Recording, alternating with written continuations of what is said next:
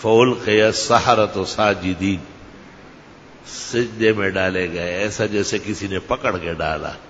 قَالُوا آمَنَّا بِرَبِّ مُوسَىٰ وَهَارُونَ، اور انہوں نے کہا ہم اس رب کو مانتے ہیں جس پر حضرت موسیٰ اور حضرت ہارون نے ایمان لایا اور جس کی دعوت موسیٰ علیہ السلام اور حضرت ہارون دے رہے. تو جادوگروں کا ایمان معتبر ہو گیا کیونکہ وہ پیغمبروں کے ذریعے اسلام لا رہے تھے. اسلام ہمیشہ نبی کے توسط سے ہوتا ہے. اس لیے علماء دین کہتے ہیں کہ اسلام صرف عقلی نہیں ہے، نقلی ہے.